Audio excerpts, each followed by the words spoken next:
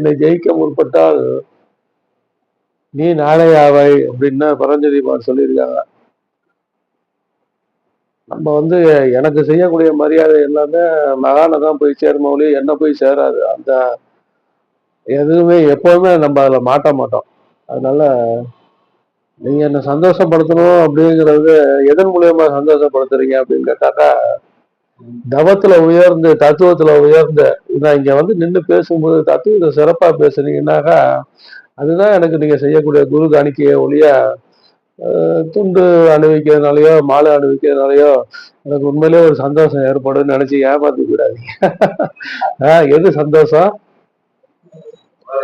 அப்படியே நீங்க மாலை அனுபவிக்கும் போது துண்டு அணிவிக்கும் போது இதெல்லாம் நான் உள்ளார என்ன நினைச்சுக்குவேன், இதெல்லாம் எனக்கு இல்ல என்ன பெரியவனாக்கியா அவருக்கே போய் சேரும் அப்படின்னு நினைச்சுக்கிட்டு தான் உட்காந்துருப்போம்.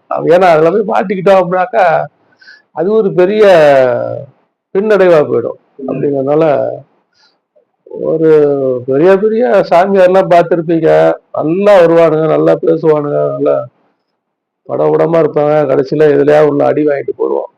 ஏன் அப்படின்னு கேட்டீங்க அப்படின்னாக்கா, உண்மைக்கு மாற நடக்கிறதுனாலதான். உண்மைக்கு மாற நடப்பாங்க. அந்த சூழல் வந்து அவனை நடக்க வச்சிரும். சூழல் வந்து என்ன எதுக்கோ ஒண்ணுக்கு மாட்டிடப்பா, புகழுக்கோ பொண்ணுக்கோ பெண்ணுக்கோ பொருளுக்கோ எதுலயோ போய் மாட்டிக்கிட்டு தன்னை இழந்து என்ன எதை அடையணுமோ அதை அடைய இவ்வளவு பிரயாசப்பட்டானோ அதை பூரா கெடுத்துக்கிட்டு உட்காந்துருப்பான். ஆகையினால தவத்துல நம்ம நல்ல மேல்நிலைக்கு வரும்போது இந்த மாதிரி புகழுக்கெல்லாம் நம்ம வந்து ஒரு ஒரு கடுகு அளவுனாலும் அதை போய் மாட்டிக்கிட்டோம் அப்படின்னாக்கா அதுல இருந்து மீள்றது பெரிய பிரச்சனையா போயிடும். அப்படிங்கிறதுனால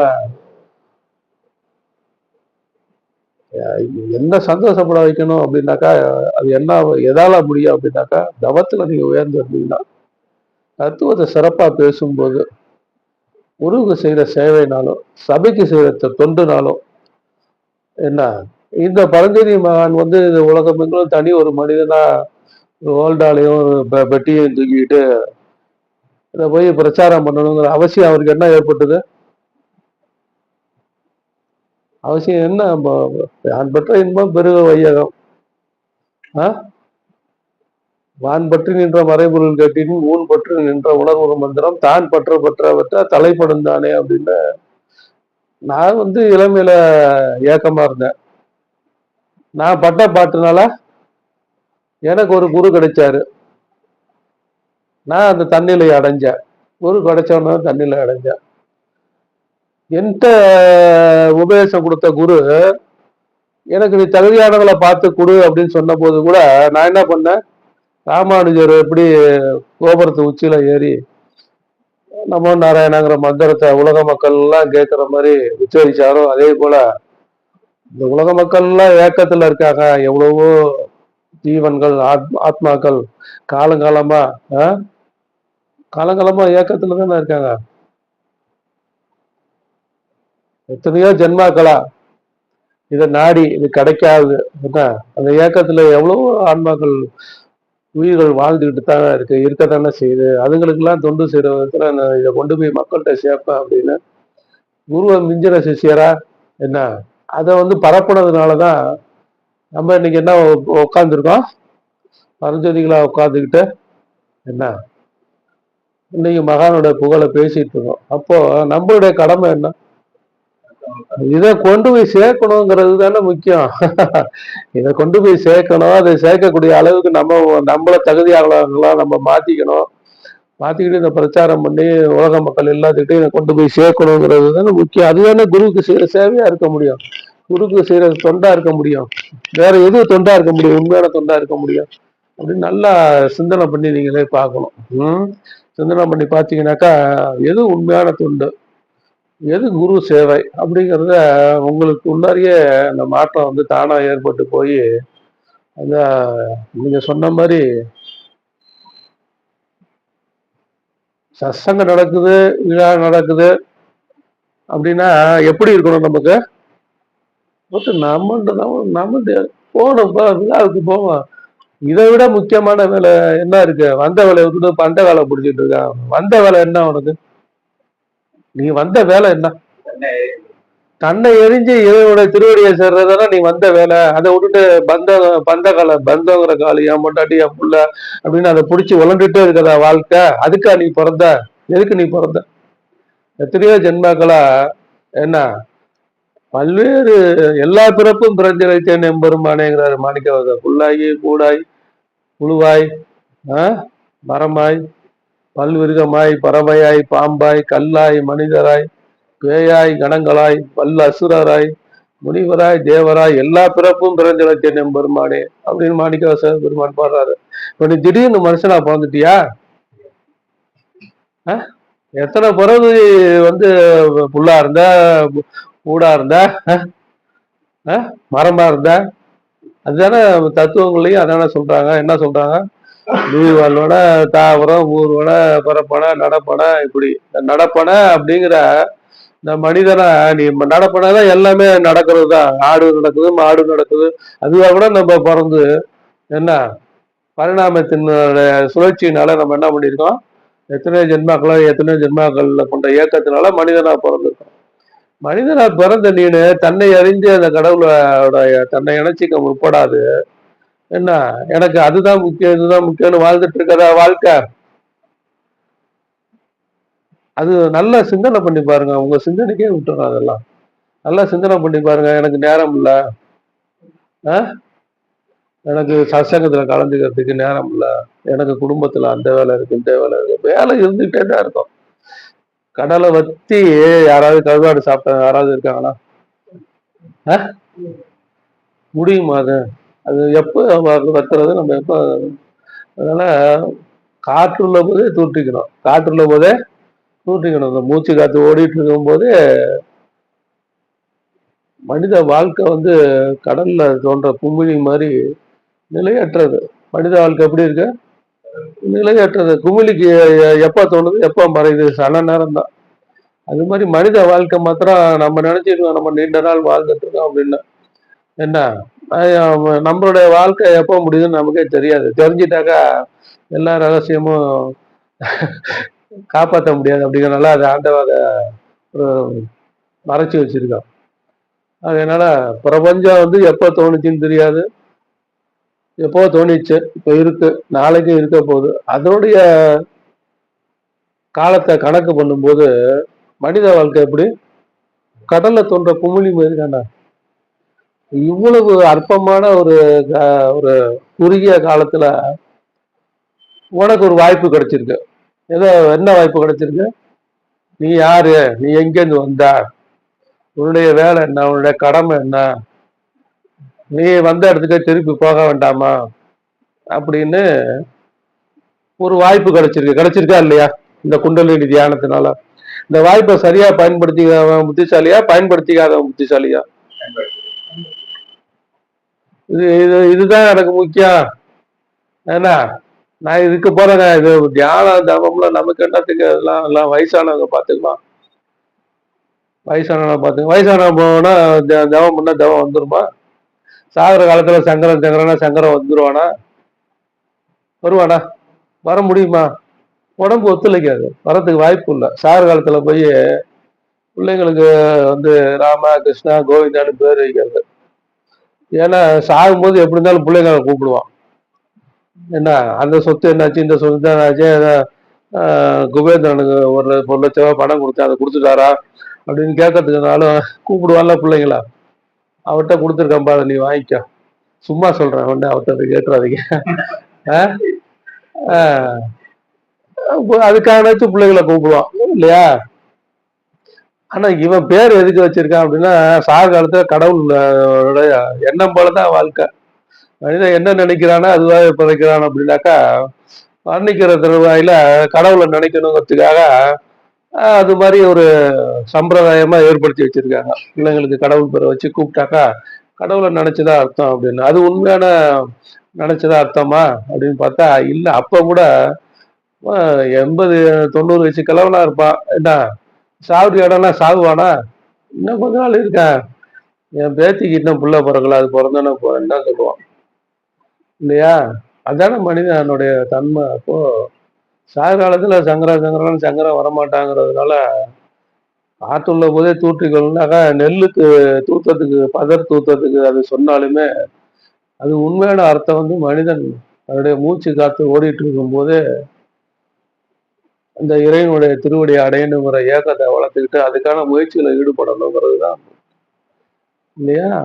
அது பரஞ்சோதி மகான் ஞான வள்ளல் அப்படிங்கிற வார்த்தைக்கு பொருத்தமா படாத பாடு போட்டிருக்காரு அவரு பெரியசாமி எழுதின போது. அவருக்கு 11/11/1911 11 மணி 11 நிமிடத்துக்கு அரசனை கடந்த ஆண்டவனை காணணும் அப்படிங்கிற ஏக்கம் பிறந்ததுனால நமக்கெல்லாம் ஒரு ஏக்கம் ஏற்படுது அப்படின்னாக்கா என்ன பண்ணுவோம், முயற்சி பண்ணுவோம். முயற்சி பலன் அளிக்கலாம் என்ன பண்ணுவான், அடப்போட எவ்வளவோ பண்ணி பார்த்தாச்சு பலன் அளிக்கல, அடுத்த வேலையை பார்ப்போன்னு விட்டுருவோம். அவர் விட்டாரா? யார் என்ன சொன்னாங்களோ எல்லாமே செஞ்சாரு. யாரு என்ன சொன்னாங்களோ எல்லாமே செஞ்சாரு.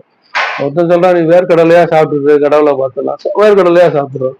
ஒருத்தன் சொல்றான் பாரு பட்டினி கடை, பட்டினி கிடந்தீங்கன்னா கடவுளை அங்க பட்டினி கிடக்குறாரு. தூங்காம இரு, தூங்காம இருக்காரு.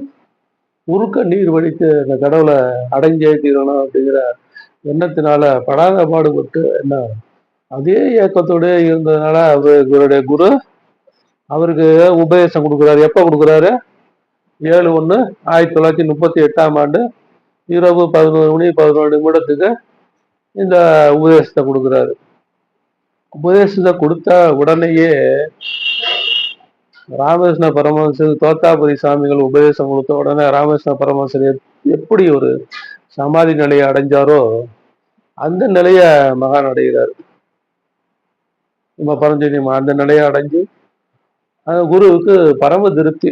யாருக்கு? எவ்வளவோ சிஷ்ய பிள்ளைகளை பார்த்தோம், எல்லாம் நம்ம சொல்லி கொடுத்தோம், ஒன்றும் தேரல. ஒரு பாரு உபதேசம் கொடுத்த கொஞ்ச நேரத்திலேயே சமாதி நிலையை அடைஞ்சிட்டாரு, மிக உயர்ந்த நிலையை அடைஞ்சிட்டாரு, பரவசத்துல ஆழ்ந்து போயிட்டாரு அப்படின்னு. சரி இனிமே நம்ம வந்த வேலை முடிஞ்சிச்சு, இனிமே நம்ம கிளம்பலாம் அப்படின்னு பரஞ்சோதிமானுக்கு உபதேசம் கொடுத்த ஒரு மாசத்துக்குள்ளாரையே ஐக்கியமாயிட்டாரு அவரு. அப்ப பரஞ்சோதி மகான் தவத்திலேயே ஆழ்ந்து இருக்கும் பொழுது யாரோ ஒருத்தங்க, என்ன ஐயா குரு மாதிரி இருக்கீங்களே? ஆமா நான் இல்லையிலேருந்து குரு தான். ஆமா நான் இல்லையிலேருந்து குரு தான், எல்லாத்துக்கும் நம்ம அதை பரப்புவோம், அது ஒரு கடமையா செய்வோம் அப்படின்னு உறுதிமொழி எடுத்துக்கிட்டு என்ன பண்றாரு, மதுரைக்கு வர்றாரு. பர்மாலேருந்து மதுரைக்கு வர்றாரு. மதுரையில ஒரு சிறிய வாடகை வீட்டுல குடியிருந்துக்கிட்டு என்ன பண்றாரு, பிட் நோட்டீஸ் அடிச்சு விடுறாரு.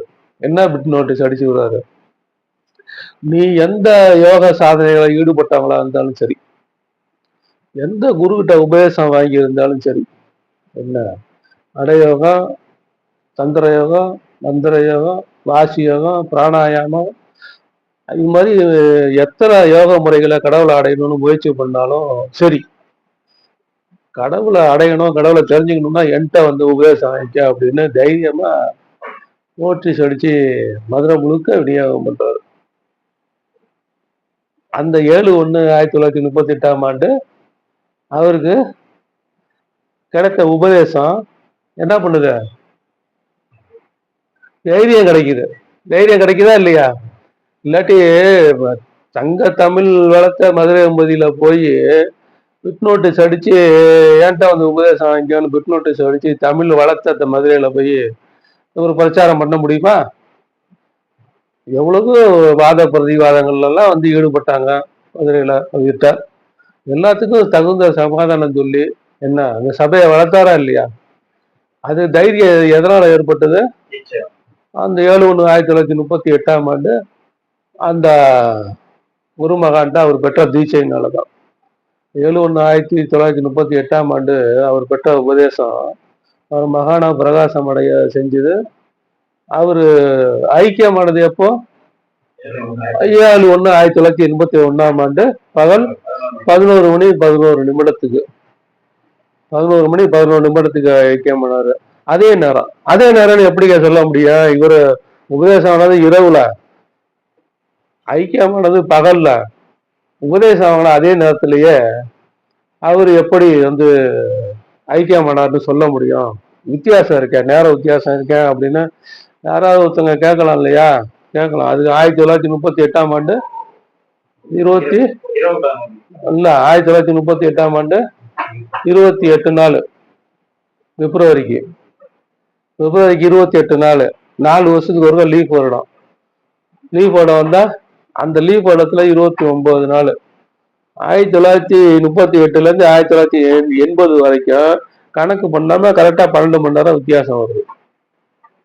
அப்போ 12 மணி நேரம் வித்தியாசம் வர்றதுனால 7/1/1938ஆம் ஆண்டு இரவு 11 மணி 11 நிமிடத்துக்கு அவர் பட்ட உபதேசம் அதே நேரத்துல 7/1/1981ஆம் ஆண்டு தன்னை ஐக்கியப்படுத்திக்கிறாரு. அப்படிங்கும்போது இது வந்து செத்து விட்டான்னு சொல்ல முடியுமா?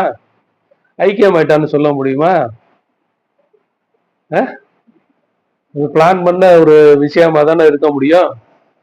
அதனால நம்ம வந்து நம்ம சபையில மாத்திரம் அதை வந்து ஐக்கிய தினம்னு கொண்டாடுறது இல்லை, ஒரு தைரிய தின விழா. என்ன ஏன் தைரிய தின விழா அப்படின்னு கொண்டாடுறோம்னா, வந்தாரு, அவர் வந்தாரு, எல்லாம் செய்ய வேண்டியதெல்லாம் செஞ்சாரு. செய்ய வேண்டியதெல்லாம் செஞ்சுட்டு என்ன பண்ணாரு? பொறுப்புகளை பிள்ளைகிட்ட விட்டுட்டு போயிட்டாரு. விட்டுட்டு போனார ஒழிய அவரு அழிஞ்சிட்டாரு மறைஞ்சிட்டாருன்னு சொல்ல முடியுமா? அவர் எப்பவுமே எவர் பிரசன்ஸ், எவர் பிரசன்ஸ் எல்லா இடத்துலயும் எல்லா இடங்கள்லயும் இருக்கக்கூடிய தன்மை உள்ள ஒரு பரஞ்செய்தி மகான். உலகங்களுக்கெல்லாம் ஒருவனாய் உருவானேன் அப்படின்னு சொன்ன மகான் என்ன மறைஞ்சிட்டாரு, அழிஞ்சு விட்டாரு, செத்து விட்டாரு, ஐக்கியம் ஆயிட்டாருன்னு சொல்ற அந்த மாதிரி வார்த்தைகள் பிரயோகப்படுத்தலாமா? அதனாலதான் தைரிய தின விழா. அப்ப தைரியம் பிறந்ததுக்கு காரணம் என்ன? அவருக்கு தைரியம் பிறந்ததுக்கு காரணம் என்ன? உபதேசம் தான் பெற்றாரு. ஆனா நெற்றியில இரு புருவ மத்தியில ஏற்பட்ட ஆண்டவனுடைய அருள் பிரகாசம் தானே காரணம். வேற எது காரணமா இருக்க முடியும்? அந்த அருள் பிரகாசம் உங்ககிட்ட தானே இருக்கு, உங்ககிட்ட இல்லைன்னு சொல்ல முடியும். அந்த அருள் பிரகாசத்தை காமிச்சு கொடுத்துருக்கோமா இல்லையா? உருவ மத்திக்கு நடுப்புற அந்த அருள் பிரகாசம் காமிச்சு கொடுத்துருக்கோமா இல்லையா? அந்த அருள் பிரகாசத்தை நீங்க அபியாசம் பண்ணும்போது உங்களுக்கு ஏன் தைரியம் வரக்கூடாது? உங்களுக்கு ஏன் தைரியம் வரக்கூடாது? என்ன தைரியம்? அந்த மகான் அடைஞ்ச அந்த நிலையை நம்மளும் அடைவோம் அப்படிங்கிற ஒரு தைரியம் பிறக்கணுமா வேண்டாமா? அதுக்கு ஒரு சங்கல்பம் எடுக்கக்கூடிய நாளா அந்த நாளை நீங்க ஏன் அமைச்சிக்க கூடாது அப்படிங்கிறதுனால இது வந்து அவரை கொண்டாடுறதுக்காக இல்லை.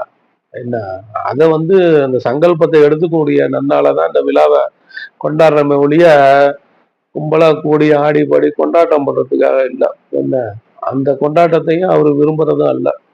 என்ன இது எல்லாமே நமக்கு நாமே நம்மளே உற்சாகப்படுத்திக்கிறதுக்கும் நம்ம அவர் அடைந்த நிலையை அடையணும் அப்படின்னு முற்படுறதுக்காகவும் ஒரு தைரியத்தை வந்து ஒரு வைராக்கியத்தை நமக்குள்ளார ஏற்படுத்திக்கிறதாகவும் தான் இந்த விழா கொண்டாடுறோம் இல்லையா?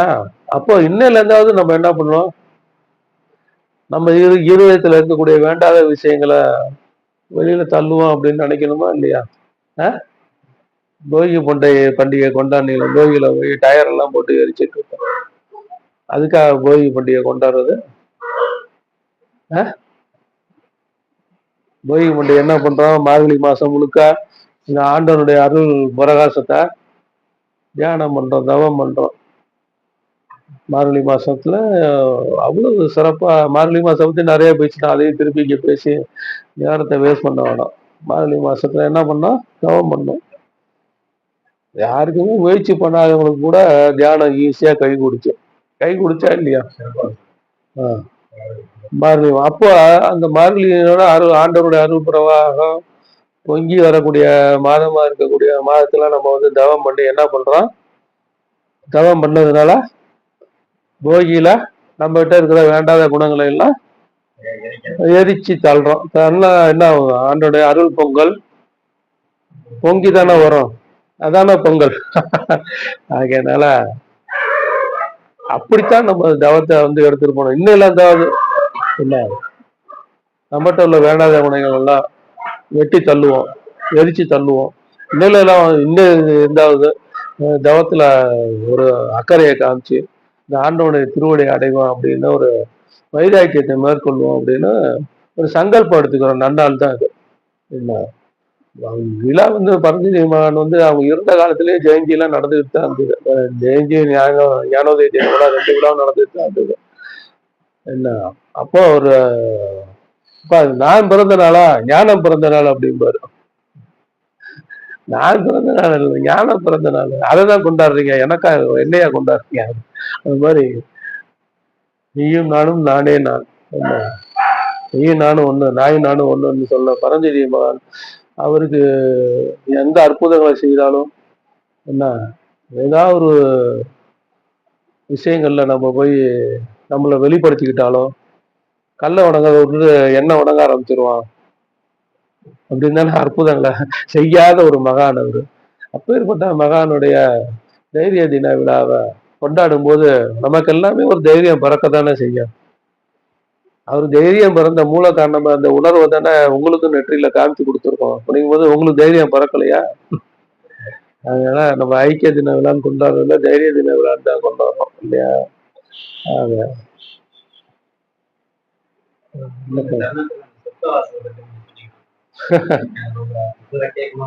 அது நிறைய தடவை பேசியாச்சு.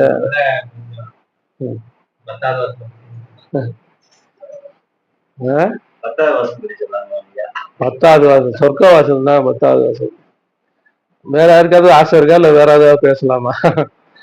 அது பேசியாச்சு, திரும்ப திரும்ப அதே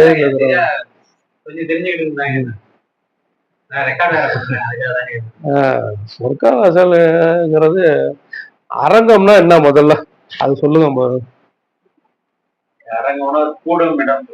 அரங்கம் கூடும் இடம் நினைக்கலாம். ஒரு நிகழ்ச்சி கலையரங்கம். கலையரங்கம் திருச்சியில இருக்கா இல்லையா? அங்க என்ன நடந்தது? நாடகம், நடனம், நிகழ்வு, அப்புறம் சினிமா தியேட்டர் ஆச்சு. அதே மாதிரி கலைவாணர் அரங்கம். அது கலைவாணர் இந்த மாதிரி நிகழ்வுக்காக ஏற்படுத்துறது. அப்ப அரங்கம்னாலே ஒரு நாடகம் நடக்கக்கூடிய இடம். அதானே அரங்கம்னா. வேற என்ன தமிழ்ல வேற ஏதாவது அர்த்தம் இருந்தா சொல்லுங்க, நான் கேட்டுக்கிறேன்.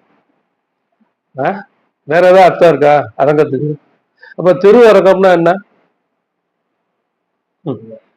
நாடகம் நடக்கக்கூடிய ஊரு, அவ்வளவுதான்.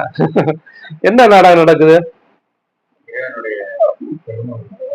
அந்த பரமபதம் இறைவன் வந்து வைகுந்தத்தை அடையக்கூடிய விஷயத்த பெரும்பாலே ஒரு ஆன்மாவா இருந்து உயிரா இருந்து நடத்தி காட்டக்கூடிய நாடகம். அதான் பரமபதம் மிதிக்கிறது. பெருமாளே என்ன பண்றாரு?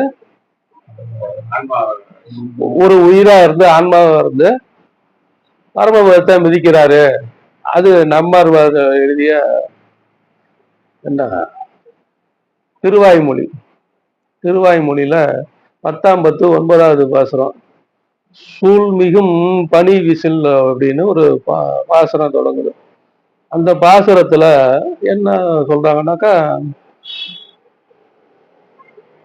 தகுதியை படைச்ச ஆன்மா, எல்லா ஆன்மாவும் அல்ல, தகுதியை படைச்ச ஆன்மா. அதுலயே ஒரு கொக்கி போடுறான். தகுதி படைச்ச ஆன்மாவை என்னன்னு சொல்றான்? முமுசு அப்படிங்கிறான். தமிழ்ல என்ன சொல்றான்? முமுசு அப்படிங்கிறான். தகுதி படைச்ச ஆன்மா அந்த முமுசு ஆகப்பட்டது என்ன வைகுந்த பதவி அடையறதுக்கு செல்லக்கூடிய வழிய அச்சிராதி மார்க்கம் அப்படிங்கிறான். என்ன சொல்றான்? அச்சிராதி மார்க்கம். அது அந்த நம்மால் ஒரு அந்த அச்சிராதி மார்க்கத்தை பத்தி திருவாய்மொழியில எழுதியிருக்காரு. என்ன அது வந்து யஜ்யோ உபதேசம். யஜ்யோ உபனிஷத்து. உபனிஷத்துனா தெரியும்ல? யஜ்யோ உபனிஷத்துல சொல்லப்பட்ட கருத்துக்களை பாசுரங்களா அவர் படிச்சிருக்கிறாரு. அந்த பாசுரங்கள்ல சொல்லப்பட்ட கருத்துக்களை நாடகமா நடத்தி காமிக்கிறார். யாரு நடத்தி காமிக்கிறா? நத்தர்கள் மேல கொண்ட கருணையினால ரங்கநாதர் ஒரு முமுசுவா இருந்து முழு தகுதி படைத்த ஆன்மாவா இருந்து இதுதான் இப்படிதான் அடையணும் வைகுந்தத்தை அப்படின்னு காமிச்சு நாடகமா நடத்தி காமிக்கிறாரு. இதுதான் வைகுந்தம். பரமபத வாசல் மிதிக்கிறது அப்படிங்கிறது இது நாடகமா நடத்தி காமிக்கிறாங்க. அது எப்படி நடத்தி காமிக்கிறாங்க அப்படின்னாக்கா, முதல்ல பெருமாள் உள்ள இருந்து சிம்மகதியில வெளியில வராரு.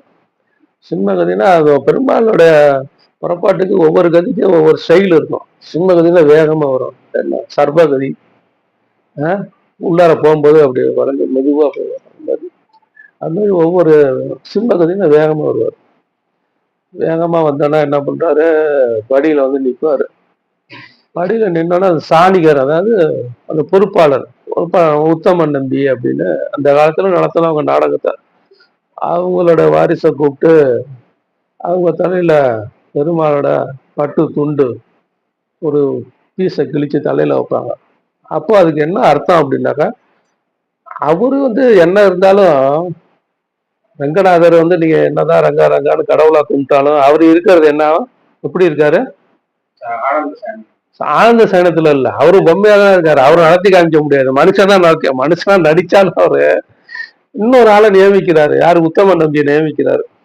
எனக்கு போல நீ நடிச்சு எப்படி இந்த நாடகத்தை நிகழ்த்து அப்படின்னு ஒரு பொறுப்பை ஒப்படைக்கிறாரு. பொறுப்பை ஒப்படைச்சோன்னா உத்தமன் நம்பி என்ன பண்றாரு? என்ன மணியக்காரர், மணியக்காரையும் கந்தாடை ராமானுஜ ஐயங்கார் அவங்கெல்லாம் அந்த காலத்துல அந்த விழாக்கள்லாம் நடத்தினவங்க. அவங்க ரெண்டு பேர்த்தையும் உத்தம நம்பிக்கு உதவியாளராக நியமிக்கிறாங்க. அவர் தனியா நடத்த முடியாதுல்ல, உதவியாளராக நியமிக்கிறாங்க. அப்ப அவங்க தலையிலையும் ஒரு பட்டு துண்டை போட்டு ஆசீர்வாதம் பண்ணி நியமிக்கிறாங்க. நியமனம் பண்ணது பிற்பாடு அவர் என்ன பண்றாங்க? உத்தம நம்பி அவருக்கு உதவியாளராக குரட்டு மணியக்காரரையும் கந்தாடை ராமானுஜ ஐயங்காரையும் நியமனம் பண்றாங்க. நியமனம் பண்ணோன்னே அங்க இன்னும் ஒரு 8 பேர் நின்றுட்டு இருப்பாங்க. அவங்கள கூப்பிட்டு அவங்களுக்கும் அந்த பட்டு கிழிஞ்ச பட்டு ஆடைய தலையில வச்சு ஆசீர்வாதம் பண்ணும்போது அவங்க பேர் திருவரங்க கூட்டத்தார் ஆயிடுறாங்க. திருவரங்க கூட்டத்தார் ஆயிடுறாங்க. அவங்க என்ன பண்றாங்க? அவங்களுடைய வேலை என்ன? பெருமாள் ஐயங்கார் என்ன அவர் பாடிய பாசுரங்களை பாடிக்கிட்டே வருவாங்க. பாடிக்கிட்டே வர்றது அவங்களுடைய வேலை. அப்புறம் பெரும்பாலும் படியை விட்டு இறங்கி உபயதாரர்கள் சேவையெல்லாம் சாதிச்சுட்டு இந்த நிகழ்வுலாம் நடந்து படியை விட்டு இறங்கி 4 அடி எடுத்து வைப்பாரு. சாத்தாத வினவர்கள், சாத்தாத வினவர்கள் என்ன பண்ணுவாங்க? தங்க பூன் போட்ட தடியை எடுத்துக்கிட்டு கூட வருவாங்க. சாத்தாத வினவர்கள்னு ஏன் பேர் வந்தது? பூணல் சாத்த மாட்டாங்க, அவங்க வைணவர்கள் தான், பிராமின்ஸ் தான். ஆனா என்ன பண்ணுவாங்க? நாமெல்லாம் தரிப்பாங்க, பூணல் தரிக்க மாட்டாங்க. அதனால அவங்களுக்கு பேர் யாரு? பூணல் சாத்தாதான் வைணவர்கள். அதனால சாத்தாத வைணவர்கள் திருவரங்க கூட்டத்தார். அவங்க என்ன பண்ணுவாங்க? முழு தகுதி படைச்ச ஆன்மா வைகுந்தத்துக்கு போகும்போது மேல உள்ள முனிவர்கள்லாம் வரவேற்று அழைச்சிட்டு போவாங்களாம்.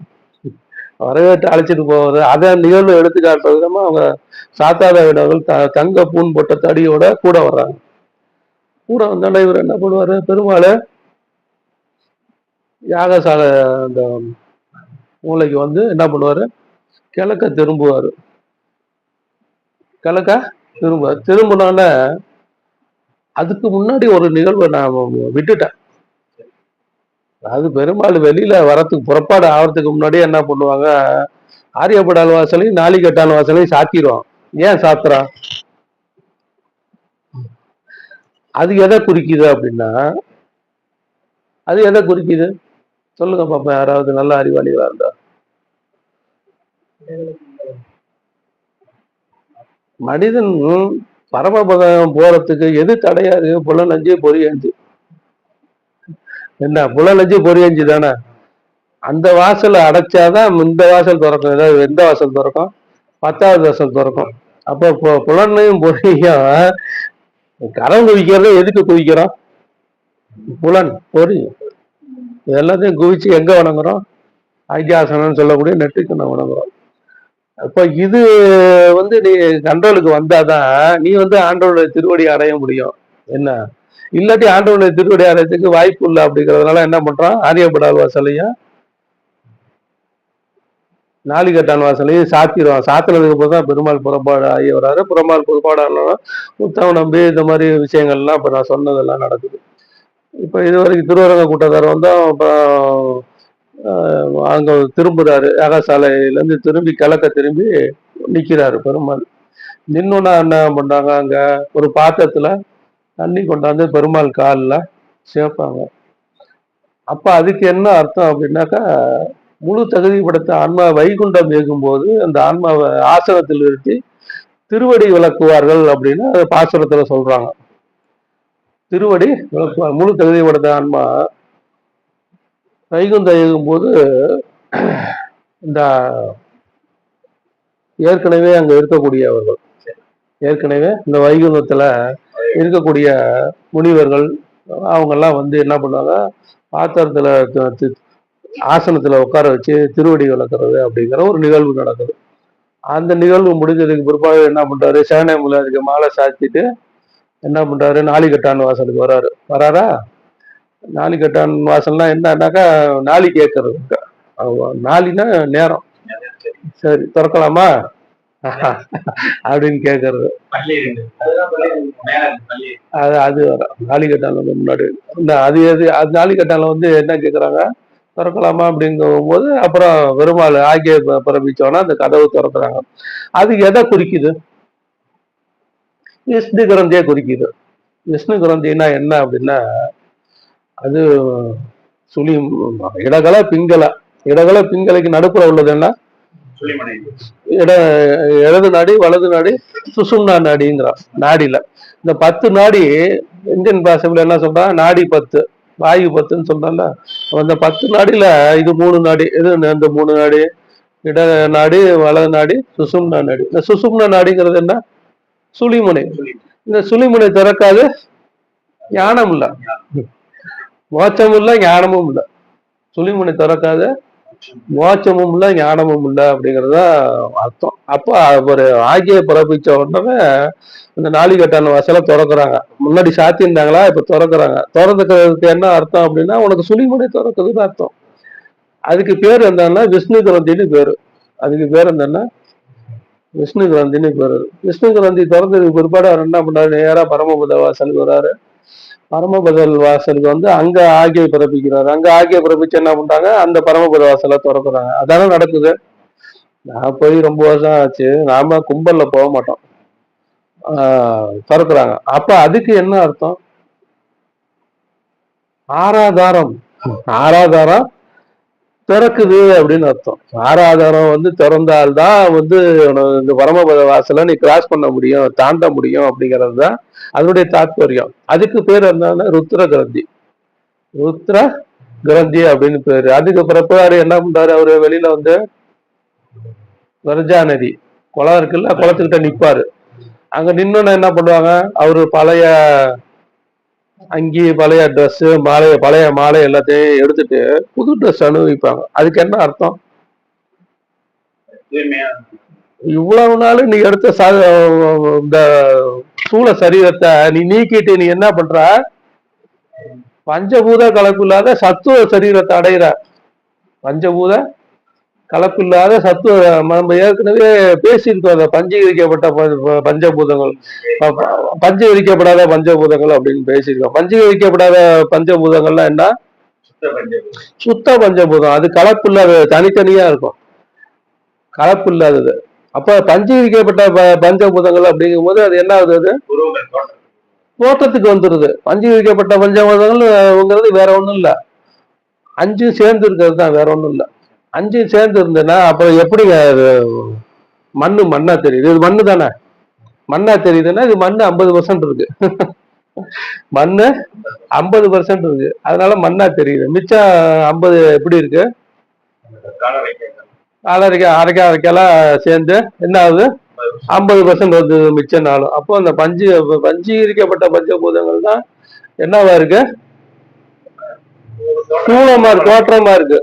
அப்ப நீ சூழத்தை விட்டுட்டா அப்படின்னா எப்படி ஆகும், பஞ்சீகரிக்கப்படாத பஞ்சபூதங்கள் தானே அது. இப்ப பஞ்சீகரிக்கப்படாத பஞ்சபூதங்கள் அப்ப அது எப்படி இருக்கும், சுத்த சத்துவ சரீரமா போயிடுது. சுத்த சத்துவ சரீரமா அங்க விரஜா நதியில அவரு மாற்றம் அடைகிறாரு இல்லையா. மாற்றம் அடைஞ்சோன்னா அவர் என்ன பண்றாரு, நேரா அப்படியே வந்து எங்க வர்றாரு, நம்மாழ்வாரு, திருமங்கை மன்னன், உடையவர், இவரும் இந்த பஜனை பாடுற கோஷ்டியோட எதிர்கொண்டு அழைக்கிறாங்க. எதிர்கொண்டு அவரை நம்மள பெருமாளை அழைச்சிட்டு போறாங்க. அங்க எங்க அழைச்சிட்டு போறாங்க, மண்டபத்துக்கு அழைச்சிட்டு போறாங்க இல்லையா. மண்டபத்துக்கு அழைச்சிட்டு போறது என்ன, வானவத்தில் உள்ள தேவர்கள்லாம் வந்து முமுசுங்க திருமாமணி மண்டபத்துக்கு. திருமாமணி மண்டபம் தான் அவங்க வைகுந்தம் அப்படின்னு ஒரு பாவனையா வச்சிருக்காங்க. அழைச்சிட்டு போறதுக்காக எதிர்கொண்டு அழைக்கிறாங்க அப்படின்னு பேரு இல்லையா. அப்புறம் இவர் வெளியில வந்து எல்லாம் சேவை ஆழ்வார்கள் எல்லாம் சேவை சாதிச்சுட்டு படியேற்றம் திருமாவணி மண்டபத்துல ஆயிரங்கால் மண்டபத்துக்கு உள்ளார போறோன்னு தாச நம்பிகள்னு ஒரு ஆழ்வார் அவர் வந்து எதிர்கொண்டு அழைக்கிறார். அவர் என்ன பண்றாரு, அந்த வைகுந்தத்துல நுழைஞ்ச ஆன்மாவை அங்க உள்ள விஷயங்கள் எல்லாம் சுத்தி காமிக்கிறார். சுத்தி காமிச்சோன்னே அவர் போய் மண்டபத்துல ஆசானம் இருக்கிறார். ஆசானம் இருக்காருன்னா இருக்கையில அமர்றாரு. அமர்ந்தோடனே ஆழ்வார்கள்லாம் கூட இருக்காங்க. ஆழ்வார்கள்லாம் பாசுரங்கள்லாம் பாடுறாங்களா இல்லையா? அப்ப அதுக்கு என்ன அர்த்தம் அப்படின்னாக்கா, ஏற்கனவே வைகுந்தத்துல இருந்தவங்களோட இவங்க போன ஆன்மாவும் சேர்ந்து இருக்குது அப்படிங்கிறத குறிக்கிறது தான் அது. அப்போ வைகுந்தம் நீங்க பதவி அடையணும்னா அப்படின்னா நீங்க என்ன பண்ணணும், விஷ்ணு கிரந்தி ருத்ர கிரந்தி திறந்தா தான் முடியும். நீங்க அந்த பரமபத வாசலை வந்து லைன்ல நின்று அதை மீச்சா அடைஞ்சிடலாமா? இப்ப இதுல இருந்து என்ன தெரிஞ்சுக்கிட்டீங்க, யார் உண்மையான பரமபத வாசலை மிதிக்கக்கூடிய தகுதி இருக்கு? இங்க இருக்கிற உங்களுக்கு விஷ்ணு கிரந்தி திறந்து கொடுத்துருக்கு. சந்தர்ப்பமா சுனிமுனை தியானம் ஆரம்பிக்கும் போது இந்த விஷ்ணு கிரந்தி முழுமையா வேலை செய்ய ஆரம்பிச்சிருக்கு. முழுமையா வேலை செய்ய ஆரம்பிக்கும் போது ருத்ர கிரந்தி பரமபத வாசல் ஆராதனத்துல உள்ள திரைகள் எல்லாமே நீங்க அடிச்சு அப்படின்னா பரமபத வாசலை மிதிக்கிறது அதுக்கப்புறம் கஷ்டமாவா இருக்க போது. தியானமே எதுக்கு பண்றோம்? முன்னை உனையும் தன்னை அறிஞ்ச தத்துவ ஞானியும் முன்னை உனையும் மொழி செயல்பர் பெண்ணை உனையை பிடித்து பேசுற எதனாலே சென்னையில் வைத்தா சிவன் அருளாலே அப்படின்னு திருமலர் போறாரு. அப்ப அந்த தியானம் பண்ணினாத்தான் என்ன ஆகும், ஆராதனத்தில் உள்ள மாசுகள் எல்லாம் நீங்கி ஆராதன திரைகள் அப்படின்னா என்ன, ஆராதன திரைகள் உள்ள மாசுகள்லாம் நீங்கி ஆமா வரிசம் சுவை நாட்டம் கேள்வி பார்வை இருக்குல்ல, அதுல உள்ள மாசுகள்லாம் நீங்கி என்ன ஆகும், நீ ஆண்டவனுடைய பரமபதத்தை அடையறதுக்கு வைகுந்தத்தை அடையறதுக்கு ஒரு வாய்ப்பு அது உருவாக்கி தருது. அப்போ தியானம் தான் பண்ணணுமே ஒழிய மற்ற எதனாலையுமே அந்த வைகுந்த பதவியை அடைய முடியாது. அப்புறம் வேற என்ன இருக்கா, கும்பமேளா அது கேட்கலையா? இது முடிஞ்சு போனதை கேட்கறீங்க, இப்ப நடந்துட்டு இருக்கிறத கேட்க மாட்டேங்க. அதுதான் நிறைய தடவை பேச்சுதான் நீங்க. அப்படியா? கும்பமேளா வந்து 12 வருஷத்துக்கு ஒருக்கா நடக்குது இல்லையா? கும்பகோணத்துல இல்ல, என்ன போல இந்தியாவே அல்லவலப்பட்டு இருக்கு, கும்பகோணத்துல நடக்குது. ஆமா, அதனால இது 12 வருஷத்துக்கு ஒருக்கா கும்பமேளான்னு ஒண்ணு வடநாட்டுல ஊபியில நடக்கும், உத்தரப்பிரதேசல அங்க நடக்குது. என்ன அங்க நடக்கும்போது தை பாதியில இருந்து மாசி பாதி வரைக்கும் நடக்கும். பாதியில இருந்து மாசி பாதி வரைக்கும் 28 நாட்கள் அந்த கும்பமேளா விழா நடக்குது. இந்த விழா நடக்கும்போது அலகாபாத்துக்கு அருகில் இருக்க திரிவேணி சங்கமம்னு சொல்லுவாங்க. அங்க போய் புனித நீராடுனாக்கா பாவங்கள்லாம் நீங்கி என்ன ஆண்டவனுடைய திருவடியை அடையலாங்கிறது நம்பிக்கை, மனிதனுடைய நம்பிக்கை தானே அது. அதுல என்ன தப்பு இருக்கு? மனிதனுடைய நம்பிக்கை. அப்ப அந்த நம்பிக்கைனால என்ன பண்ணாங்க, லட்சக்கணக்கான மக்கள் நீங்க பாக்குறது டிவில எல்லாம் பாக்குறது அல்லகலப்பட்டு இந்தியாவில எவ்வளவு பெரிய பிரம்மாண்டமான ஏற்பாடு. சாதுக்கள் அவங்க எல்லாம் போய் நீராடிட்டு இருக்காங்க. அப்போ நீராடுறாங்க. நீராடுறதுனால அது எதுக்கு அந்த விழா அவ்வளவு கோலாகலமா இது மாதிரி ஒண்ணு நடக்குது, அதுக்கு ஏதாவது ஒரு அர்த்தம் இருக்குமா அப்படின்னு நம்ம செஞ்சுக்கணுமா வேண்டாமா? பஞ்சபூதங்கள்ல தண்ணியும் ஒரு அம்சம்தான், நீர். பஞ்சபூதங்கள்ல நீர் ஒரு அம்சம்தான். பஞ்சபூதங்கள்ல நீர் ஒரு அம்சம். கடல்ல இருந்து தண்ணி ஆவியா மேல போகுது. மேல போய் என்ன ஆகுது, மேகமா மாறுதா இல்லையா? அது மேகமும் மோதும் போது என்ன ஆகுது, மின்னல் உருவாகி மழை வருது. மழை பொழிஞ்சு என்ன ஆகுது, நதியா மாற்றம் அடையுது. பல்வேறு கிளைகளா பிரிஞ்சு என்ன பல்வேறு இடங்கள்ல பயணிக்குது. பயணிக்குதா இல்லையா? மலை, காடு, மேடு, நிலம் எல்லா இடத்துலயும் பயணிச்சு கடைசியில என்ன பண்ணுது? கடல்ல போய் ஐக்கியமாகும். அது நதியா உருவாகி பயணிக்கிற காலத்துல என்ன பண்ணுது? பல்வேறு தாதுக்களை எடுத்துக்குது. பல்வேறு மூலிகை, பல்வேறு தாது வளத்தை எடுத்துக்குது. பல்வேறு மூலிகை வளத்தை எடுத்துக்குது. மண்ணுல வானத்துல இருக்கக்கூடிய நேர்மறை எண்ணங்களை எடுத்துக்குதா இல்லையா? எடுத்துக்கிட்டு என்ன பண்ணுது? கடலை போய் பயணிக்குது. கடலை நோக்கி என்ன அதிக போய் கடல்ல போய் ஐக்கியமாகணும். அதான் அதுக்கு ஒரே நோக்கம். மனுஷனுக்கு என்ன ஒரு நோக்கமும் கிடையாது. நோக்கம் இல்லாத வாழ்றவன் மனுஷன் மட்டும்தான். அதாவது ஒரு சில பேர் மட்டும் தான் நோக்கம். நம்மளும் போய் ஐக்கியமாயிடணும் அப்படின்னு நினைக்கிறவன் ரொம்ப கம்மியானது தான். என்ன இந்த நதிக்கு கூட தெரியுது, நம்ம நதி கடல்ல இருந்து தான் பிறந்தோம். கடல்ல இருந்து பிறந்தது தண்ணி. அதுல ஒண்ணும் யாருக்கும் சந்தேகம் இல்லையா? கடல்ல இருந்து தான் வந்தோம், நம்ம கடல்லயே போய் ஐக்கியமாயிடலாம் அப்படின்னு அது என்ன பண்ணுது? வேக வேகமா ஓடியாருது. ஓடி வரும்போது என்ன பண்ணுது? அங்க உள்ள வளங்கள் எல்லாம் எடுத்துக்கிட்டு தன்கிட்ட எடுத்துக்கிட்டு என்ன பண்ணுது? போற வழியில உள்ள மக்களை, போற வழியில உள்ள மண்ணை எல்லாத்தையும் செழிப்பாக்கிக்கிட்டே போய் கடல்ல போய் கலக்கிற நேரத்துல கடலே அலைகளால எதிர்கொண்டு அழைச்சு இணைச்சிக்குது. அதே மாதிரி நீயும் வக்கியோட ஆண்டவனை அடையணுங்கிற நோக்கத்துல போனீங்கன்னா இந்த ஆண்டவனை எதிர்கொண்டு அழைச்சி அவங்கள இணைச்சிக்குவோம் அப்படிங்கிறது தான் தத்துவம் இல்லையா? இணைச்சிக்குது. அப்போ பஞ்சபூதங்கள்ல நீர் ஒண்ணு அப்படின்னா நீரின்றி அமையாது உலகு அப்படின்னு சொல்றாரு வள்ளுவர். நீரின்றி அமையாது உலகு.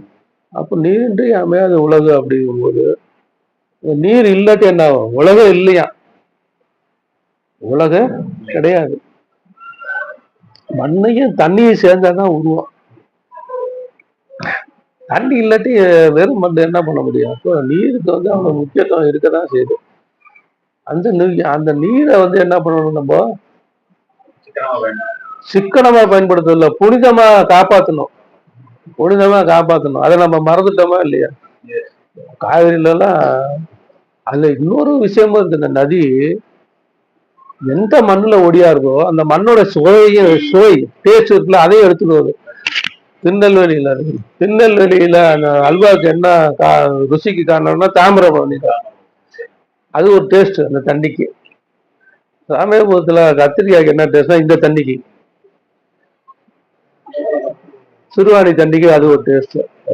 அது மாதிரி இந்த தண்ணிக்கு அந்த மண்ணுல உள்ள சுவையும் எடுத்துட்டு அவ்வளவு. தண்ணி இல்லாட்டி வாழ முடியுமா? இந்த 2 நாளைக்கு முன்னாடி பார்த்தீங்கன்னாக்கா கரண்ட் எல்லாம் கிடையாது. எப்படி விழா நடத்துறதுன்னு பயந்து போயிட்டோம். சாக்கடால வந்த லாரி என்ன பண்ணா போஸ்ட் இடிச்சு தள்ளி எல்லா வீடும் மீட்டெல்லாம் புகஞ்சு போயிடுச்சு.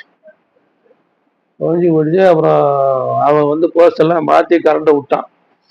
கரண்ட் விட்டா அப்புறம் பார்த்தாக்கா எல்லா வீட்டுக்கும் வந்துருச்சு, எங்களுக்கு வரவே இல்லை. எங்களுக்கு மீட்ரு போயிடுச்சு. அதை நான் பார்க்கவே இல்லை. மீட்டர்லாம் புகஞ்சு போச்சு, பார்க்கவே இல்லை. என்ன பண்ணுறதுன்னு தெரியலையே. கரண்ட் இல்லாட்டி கூட பரவாயில்ல, யூபிஎஸ் இருக்கு, ஏதாவது ஃபேனை போட்டுட்டு ஓட்டிக்கலாம். தண்ணிக்கு என்ன பண்ணுறது அப்படின்னு தவிச்சு போயிட்டான். அது நல்ல வேலையா அப்புறம் நைட்டு ஒரு 10 மணிக்கு மேலே ஏதோ ஒரு கரண்ட் லீக் ஆகி அந்த மோட்ரு ஓடிச்சு. அப்புறம் அதை போட்டுக்கிட்டு அப்புறம் சமாளிச்சுட்டோன்னு வச்சு. அப்போ நீரின்றி அமையாது உலகம். தண்ணி இல்லாட்டி ஒரு நாள் இருக்க முடியுது. அப்பேற்பட்ட தண்ணியை நம்ம புனிதப்படுத்துறோமா? அசிங்கப்படுத்துறோம். அசிங்கப்படுத்துறோமா இல்லையா? அசிங்கப்படுத்துறது நியாயமா? அப்போ பஞ்சபூதங்கள்லையும் ஒரு பஞ்சபூதங்கள்லையும் ஆண்டவனுடைய தன்மையை கருதி பஞ்சபூதங்களையும் வழிபடக்கூடிய தன்மை நம்ம நாட்டுல மாத்திரமே உண்டு. அப்ப நீரையும் நம்ம வழிபடுறோம். எப்படி வழிபடுறோம்? ஆடி 18, துலாசானம் வழிபடுறதா இல்லையா? கும்பமேளா, மகாமகம், இது மாதிரி விழாக்கள்லாம் ஏற்படுத்தி எதுக்கு அதை மக்கள்கிட்ட கொண்டு போய் சேர்த்துருக்காங்க அப்படின்னு நல்லா சிந்தனை பண்ணி பார்த்தீங்கன்னாக்கா, இதை மாசுபடுத்தாத, அப்படின்னு சொல்றதுக்காக தான் இருக்கும், வேற என்ன இருக்கும். நம்ம அதை மறந்துடுறோம்ல. காவேரி கடல்ல போய் பாத்தீங்கன்னா வலைய போட்டான்னா ஒரு டன்னு மீன் வந்ததுன்னா 2 டன்னு பிளாஸ்டிக். அதுல எப்படி போச்சு கடலுக்கு? நீங்க போட்ட ஆத்துல போட்ட பிளாஸ்டிக் தானே. இன்னும் அது அப்படி இவ்வளவு இந்த கும்பமேளாலாம் கொண்டாடியுமே அறிவில்லாத நடந்துக்கிறோம் அப்படிங்கும் போது, இதெல்லாம் இல்லாது இருந்தா இந்த மக்கள் எப்படி நதியை மாசுபடுத்துவாங்க அப்படின்னு சிந்திச்சு பார்த்தோம் அப்படின்னாக்கா ரொம்ப கொடுமையா இருக்கு, ரொம்ப கொடுமையா இருக்கு. அதெல்லாம் நம்ம அறிவாளிகளா இருக்கக்கூடிய நம்ம உணர்வாலும் கொஞ்சம் ஓரளவுக்கு சிவிக் சென்ஸோட இருக்கணும். இந்த சந்தர்ப்பத்துல அது ஒரு உறுதிமொழி எடுத்துக்கோங்க. கும்பமேளா, அதாவது திருவேணி சங்கமம்னு சொல்றாங்க. திருவேணி சங்கமம், அந்த திருவேணி சங்கமத்துல நடக்கக்கூடிய விழா. திருவேணி சங்கம்னா என்னென்ன நதி அங்க சங்கமிக்குது? சரஸ்வதி. சரஸ்வதி தெரியாது, அது கீழே போகுது. கங்கையும் யமுனையும் தெரியும், சரஸ்வதி தெரியாது, கீழே போகுது. அப்படிங்கிறதுனால அது தெரியாது. இந்த 3 நதி ஓடிட்டு இருக்கு அங்க. இந்த 28 நாள் தான். இந்த 28 நாள் என்ன ஒரு விஷயம் நடக்குது அப்படின்னாக்கா, இந்த 28 நாள் இருக்கக்கூடிய நட்சத்திரத்தினோட ஆதிக்கத்தினாலையும் அந்த கிரகங்களுடைய அமைப்பினாலையும் கிரகங்களுடைய ஈர்ப்பு விசையினாலையும் என்ன, திருவேணி சங்கமம் இருக்கக்கூடிய இடத்துல ஒரு தண்ணிக்கு ஒரு பவர் கிடைக்குது, இல்லைன்னு சொல்ல முடியாது. தண்ணிக்கு ஒரு பவர் கிடைக்குது, இல்லைன்னு சொல்ல முடியாது. அப்ப எப்படி அது கிடைக்குது, அதுல என்ன அப்படின்னு பார்த்தோம்னா அது விஞ்ஞானத்தை நம்ம துணைக்கு அழைச்சிக்கலாம். எப்படி கிடைக்குது அப்படின்னு. பிரமிடு, பிரமிடு இருக்குல்ல, பிரமிட கரெக்டா வடக்கு தெற்க வச்சோம்னாக்கா அந்த குவியிற இடத்துல சக்தி உருவாகுதுன்னு விஞ்ஞானபூர்வமா ப்ரூவ் பண்ணியிருக்காங்க. பிரமிடுக்கு எப்படி ஒரு சக்தி கிடைக்குது? அந்த குறிப்பிட்ட அமைப்புல அந்த கட்டடத்தை கட்டி என்ன அதை வடக்கு தெற்குமா கரெக்டா வச்சா அப்படின்னாக்கா ஒரு சக்தி அந்த இடத்துல குவிகிறது விஞ்ஞானபூர்வமா ப்ரூவ் பண்ணியிருக்காங்க இல்லையா? இப்ப நம்ம வீடுகள்லயே பிரமிடை வாங்கி இந்த அறையை நல்ல ஒரு வைப்ரேஷனை உருவாக்கணும் அப்படின்னா பிரமிடை குறிப்பிட்ட இடத்துல வச்சோம் அப்படின்னா அந்த அறையில ரூம்ல சக்தி உருவாக்கம் இருக்கதான் செய்யுது. அப்படிங்கறதுனால அது போலதான் இந்த கிரகங்களோட அமைப்புனாலையும் நட்சத்திர ஆதிக்கத்தினாலையும் இப்ப கிரகங்களோட ஈர்ப்பு விசைனாலும் திருவேணி சங்கமத்துல ஒரு அந்த நேரத்துல அந்த 28 நாட்கள்ல அந்த தண்ணி ஒரு வைப்ரேஷன் ஏற்படுறதும் தூய்மையானதா மாறுறதும் நடக்கதான் செய்யுது. ஆனா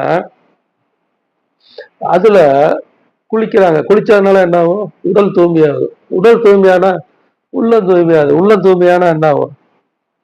இறைவனை பத்தியா சிந்தனை வருமா வரும். உள்ள தூய்மையான வந்துடும் தானே.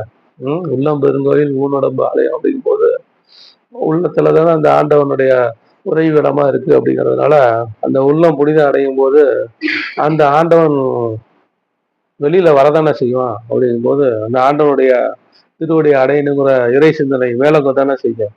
அப்படி அந்த இறை சிந்தனை மேல இருந்துச்சுனாக்கா சமீபத்திலேயோ இல்ல கொஞ்சம் காலதாமதமானாலேயோ அது தன்னிலை அறிந்து என்னை இறைவனுடைய திருவடி அடைய முடியுமா? முடியாது. முடியும். அதுக்காக தான் என்ன இந்த இறை சிந்தனை கொஞ்ச நாச்சும் ஏற்படணுங்கிறதுக்காக தான் இந்த மாதிரி விழாக்கள் எல்லாம் ஏற்படுத்தி வச்சிருக்காங்களே ஒழிய வேற ஒண்ணும் இல்லை. அத ஒரு வேற விதமா சிந்திச்சு பார்ப்போம். திருவேணி சங்கமம் அப்படிங்கிறது என்ன அப்படின்னாக்கா 3 நதிகள் சங்கமிக்கக்கூடிய இடமா இருக்கு. இப்போ நம்ம விஷ்ணு கிரந்தி பார்த்தோம், பரமபத வாசல். விஷ்ணு கிரந்தில என்ன நடக்குது? இடநாடி, வலது நாடி, சுசும்னா நாடி 3 சந்திக்குது. சுசும்னா நாடி இடது முக்குல ஓடிச்சுன்னா நமக்கு தெரியுது, இடங்களை வலக ஓடுதுங்கிறது தெரியுது. சுசும்னா நாடி ஓடுறது தெரியுதா? அதான் சரஸ்வதி. சுசும்னா நாடி ஓடுறது தெரியும். ஆனா அது இல்லைன்னு சொல்ல முடியுமா? சுழிமுனைன்னு ஒண்ணு இருக்கதான் நான் செய்வேன். அப்போ கங்கை யமுனை சரஸ்வதி உள்ளார ஓடுது. அது எதுவா இருக்கு? நம்ம உடல்ல அதிமுக்தமா இருக்கு. யாக்கியவல்யர் ஒரு மகான்ட்ட அவருடைய சிஷ்ய பிள்ளைகள் மனிதன் முக்தி அடையணும்னா எதை உபாசிக்க வேண்டும் அப்படின்னு கேட்கும்போது அபிமுக்தம் எனும் நெற்றிக்கண்ணை உபாசிக்க வேண்டும் அப்படின்னு சொல்றாங்க. அந்த அபிமுக்தம்ங்கிறது எது? அவிமுத்தம்னா என்ன? பாவங்களை நாசம் செய்யக்கூடிய வாரணாசி. வாரணாசிங்கிறது நாசிங்கிறது மூக்கு, வாரங்கிறது இந்த இடம், இரு புருவங்களுக்கு மத்தியில் உள்ள இடம். வாரணாசிங்கிறது என்ன? நம்ம காசியை சொல்றோம். இப்ப பாவங்களை நாசம் பண்ணக்கூடிய காசி எங்க இருக்கு? புருவ மத்தியில இருக்கு. இது நான் சொல்லல, உபநிஷத்துல சொல்றாங்க. காசியில போய் புனித நீராடுறதுனால அந்த பாவங்களை நாசம் பண்ண முடியுமா அப்படிங்கிறத நீங்க சிந்திக்க வேண்டியதுதான். அப்போ இந்த வாரணாசி அப்படி சொல்லக்கூடிய அவிமுத்தம்னு சொல்லக்கூடிய நெற்றிகனை நீங்க உபாசிக்கும் போது என்ன நடக்குது? சுழிமுனை தியானம், சரஸ்வதி நதி, அந்த யமுனை, கங்கை அப்படின்னு சொல்லக்கூடிய அந்த நதிகள்லாம் சங்கமிக்கக்கூடிய இடத்துல நீங்க நீராடுற 12 வருஷத்துக்கு ஒருக்க நீராடலாம். பாவங்கள்லாம் போய் இறைவனுடைய திருவடியை சேரலான்னு ஒரு நம்பிக்கை இருக்கா இல்லையா? இந்த நம்பிக்கை எப்படி செயலுக்கு வருது அப்படின்னாக்கா, இந்த நதியில நீராடும் போது. இப்ப அந்த நதியில நீராடுறவனுக்கு 12 வருஷத்துக்கு ஒருக்க தான் கும்பமேளா. இப்ப திருப்பி இப்ப நதியில நீராடுறவனுக்குலாம் ஒரு பக்தி பெருக்கு ஏற்பட்டு ஒரு இறை சிந்தனை ஏற்பட்டாலும் அடுத்த கும்பமேளா 12 வருஷம் இருக்கு. இந்த 12 வருஷத்துல அவன் மாறிடுவான். இப்ப தியானம் பண்றவங்களே மாறிடுறான். தியானம் பண்றவங்களே இன்னைக்கு நல்லா இருக்கு தியானம் அப்படின்னு சத்சங்கத்துக்கு வராங்க, அடுத்த வாரம் வேற வேலை இருக்குன்னு போயிடுறாங்க இல்லையா? மாறிடுவாங்க. அப்படிங்கும் போது ஆனா இந்த தியானம் அப்படி இல்லை. இந்த தியானம் தொடர்ச்சியா ஒரு சந்தோஷத்தையும் நிம்மதியும் தொடர்ச்சியா தரக்கூடிய ஒரு தியானம். அப்படிங்கிறதுனால இந்த தியானத்தினால இதுதான் இந்த கும்பமேளாங்கிறது. கும்பம்னா என்ன அப்படின்னா உடம்பு. கும்பம்னா கும்பகோணம் அப்படிதானே கும்பகோணம் எப்படிங்க கும்பம்னா உடம்பு. கும்பம்னா உடம்பு. என்ன மேலான்னா விழா, என்ன மெகா சேல்னு போடுறோம்ல விழா, அது மேலான் தானே போடுறோம். மேலா? ஆமா, இங்க விழாக்கள் போடுறோம், இங்கே மேலான் தான் போடுவோம். ஏதாவது விற்கிறான்னா ஆமா, ஆடி தள்ளுபடி மேலான்னு போடுவோம். மேலான்னா என்ன? விழா. இப்ப கும்பம்னா உடம்பு, விழா மேலான்னா விழா. அப்போ உன்னுடைய உடம்புக்குள்ளார நடக்கக்கூடிய ஒரு விழா என்ன நடக்குது? மூலாதாரத்துல உறங்கி கிடக்கக்கூடிய ஆண்டவனை அந்த சுசும்னா நாடிய திறந்து நெற்றிக்கல்ல காமிக்கும் போது என்ன உலகங்கள்லாம் ஆளக்கூடிய சிம்மாசனம் அப்படின்னு சொன்னாங்கல்ல, அது போல இந்த உலகங்கள்லாம் ஆளக்கூடிய சிம்மாசனத்துல கொண்டாந்து இருத்தும் போது நீங்க அந்த தியானத்தை பண்ணும்போது என்ன நடக்குது? விஷ்ணு கிரந்தி, ருத்ர கிரந்தி எல்லாம் திறந்து நீங்க வைகுந்த பதவியை அடைக்கிறதுக்கு வாய்ப்பு கொடுக்குதா இல்லையா? அதுதான் கும்பமேளா.